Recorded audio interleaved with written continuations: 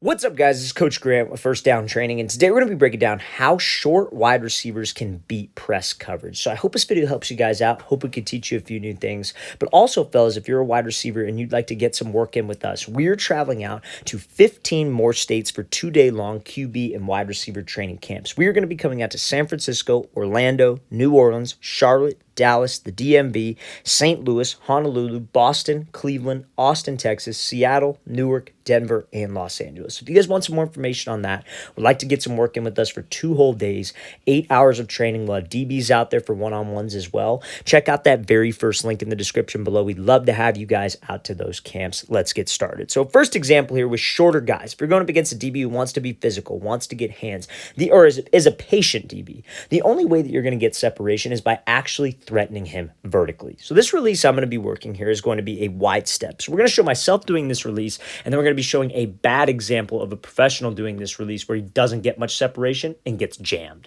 So let's play this thing full speed first. So anytime that you guys are working against a DB, and maybe he's on the patient side, he is giving you some cushion right here, maybe a yard or two, you have to get into his cushion. A lot of the times what wide receivers do is they rush their releases off the line. They'll try to do a move, but instead of stepping here, instead of stepping into the DB's cushion, having your hips, having your shoulders actually work this guy outside, they will step lateral. Like, it's a perfect example because you see this line of scrimmage right here, or this like soccer line.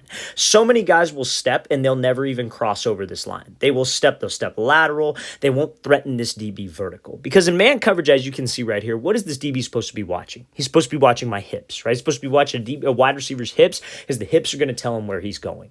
And if we know how to actually sell my releases, that is what's going to get him to bite. So if you're a shorter guy, if you're a shorter wide receiver, when you do these types of moves, you have to emphasize this stuff. Sometimes shorter guys, because maybe they're faster, they're on the quicker side of things, they rush what they do. So they'll do all these quick moves behind the line of scrimmage, but everything's going lateral. And when everything goes lateral, your hips stay parallel, you don't actually threaten, and all it takes is one good pop from this DB, and he's going to be able to recover. DBs are trying to be patient. That is what they are taught to do, especially when you are on the smaller side and there's really not much of a threat of, some kind of physical release from yourself. So when we come off the line, fellas, make sure that we are always attacking this DB vertical. We're always trying to sell and step outside of his frame to get him to jump. The main thing about shorter guys is we have to emphasize the details. The details of the position is what's going to get us open. You get a bigger wide receiver and he's got outside shade coverage, and let's say he's running a post route, he could just take off and go run because he could just use his size to kind of manhandle the DB. But as a shorter guy, I obviously can't do that. If I just try to take off and run, this DB is going to get hands, squeeze me way inside of the sideline, and I'm going to be off on this route. You have to actually attack his leverage. You have to actually threaten him, because the details of that is what will get him to move and can get us separation, or at least buy us a little bit of time. So let's play this thing full speed, and now we're going to talk about a bad example of what happens when a wide receiver doesn't threaten vertically. So this is a clip here from Alshon Jeffrey. Now, again, he's a big wide receiver, and he gets jammed on this. So this goes to show that if you get a DB who is disciplined, knows what he's doing, is physical, you have to bring other attributes to the table. So let's watch this full speed. So he does that same wide step release that I did, but he gets jammed. He gets locked up. And if this is a shorter wide receiver who does this and he tries to do too many lateral movements off the line when there is space between us and the DB, it is going to be very, very bad. That is, everybody's biggest fear being on the shorter side of things is, well, I'm going up against a bigger linebacker type guy, strong safety type guy in man coverage, and he just wants to jam and get physical. We can't be afraid of contact, but we have to know how to set up the contact, if you will. So when Jeffrey comes off the ball, watch where he steps. It's almost like a half a step. Like, he doesn't even step past his front foot. That is not going to threaten this DB at all. This DB does not think that he is running a vertical. It does not even think that he's giving an outside move. He knows right away that he is running inside. And that's just going to make him stay patient, and he is going to jam and get 2 hands on us. Now, oftentimes as short guys, the reason why they do those movements behind the line, the reason why they move laterally, is because they're afraid of the hands of the DB. They're afraid of a DB getting hands and jamming them because they're just on the bigger side. Now, our game as a shorter guy is not to hand fight with the guy, try to get super physical, try to swat his hands on every single movement. I have to threaten him. I have to move him off his platform to set up my hands. So on this example, whenever we do this wide step release where we jab to the outside, where am I trying to do? Am I trying to take an inside release or an outside release? we're obviously trying to take an inside release, right? So when a DB wants to be physical and jam, if he would have sold this movement a little bit more, maybe got this DB to bite a little bit, he wouldn't have such a good base and be able to get two hands right on his chest, right? He would be kind of off his platform. He still might be getting hands because we're closing the space. But when it comes to hand technique off the line, beating press, you only have to beat the arm of the DB to the side of the release. So if I want to take an inside release, do you think we have to worry about his left arm? No, oftentimes so many receivers, they make things too complicated off the line.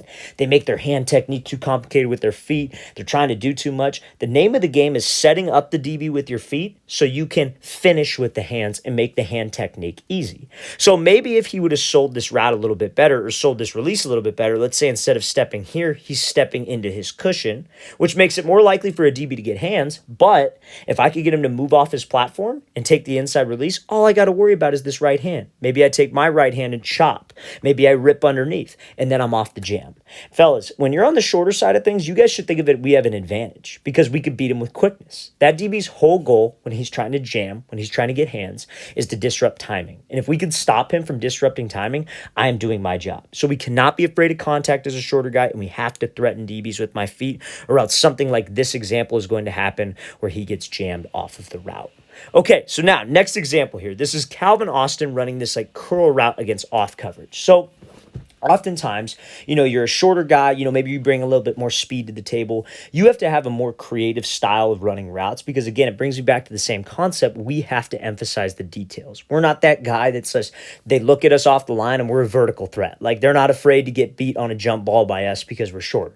So you have to have creative ways of running different routes. So let's watch this route. This is a curl route here. He comes off the ball fast, tempo change, and then accelerates. So his tempo change is something that you've heard in the past, back when he was with the Steelers, Antonio Brown talk a lot about this tempo change. A lot of wide receivers talk about changing tempo, changing speeds, because it's a way to get this DB guessing constantly. So he comes off the ball and he comes off fast, right? He's got a good tempo, he's quick, he's bursting off the ball, he's closing distance with this DB. Now, rather than just bursting at him and running at him and then snapping down, maybe, he gets hands, maybe he sits, whatever it is, he gives this little tempo change. He starts to stutter. So he goes 100, 0, and then back to 100 again. That's just another way to sell that fade.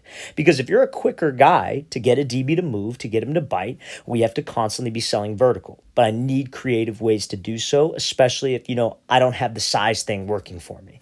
And not only this, it helps you stand out. Like if you have a college coach who's recruiting somebody, he's at a game, you have to perform. You being able to do things like this makes up for the lack of size that you might have. So we have to have creative ways of running routes. So you could do this tempo change on a curl. You could do this tempo change on like a comeback. We accelerate off the ball, we change tempos, we burst up, run a comeback, run it out, and maybe you just run a fade. But making your routes look the same, having creative ways to run different routes will help you stand out and will get you a lot of separation when you're on the shorter side of things. Let's play this thing again, full speed one more time. Great job by Austin using that tempo change to get separation and to sell that route. So this is another example here from Calvin Austin, and he's going to be running a corner route. So this is a big route the shorter guys like to run a lot of, because if you're on the shorter side, you're out of the slot, or maybe you're cutting your split down a little bit, and you got to know how to run this route versus outside shade press. So many guys don't understand how to take what DBs give them. So let's play this clip here from Austin full speed one time. Gives a move outside, takes the inside release, gives a little rocker step, and wins on the corner. So why did he run the route like this, and why is this important for shorter guys? It's important because so many times receivers get such bad advice of, if it's an outside route, got to take an outside release. You must take an outside release every time you're running outside breaking route. Inside release anytime it's an inside breaking route. That is not the case, fellas. You watch the best at what they do. Cooper Kupp's a great example, one of the best route runners in the game. When he's facing outside shade press, outside shade off man, he never forces the release. He takes what the DB gives him because that is how we keep spacing and timing.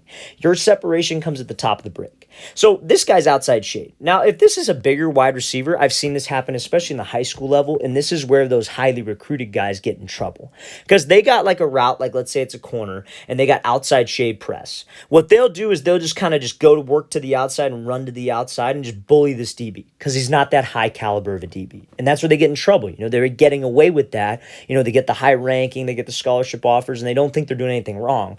But when you go up against a talented DB, they're not going to let that fly. You have to to take what he gives, and especially as a shorter guy, because we're not going to be manhandling anybody.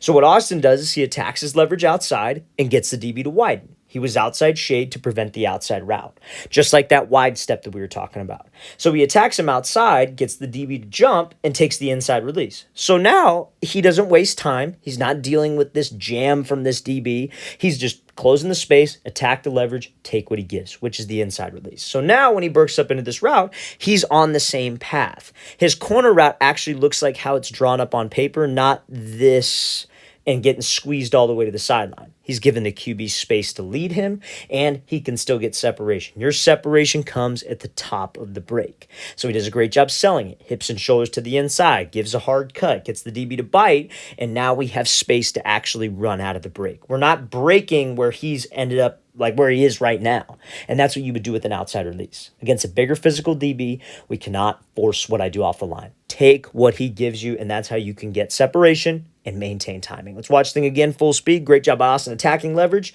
taking that inside release, and then giving that move to win on that route.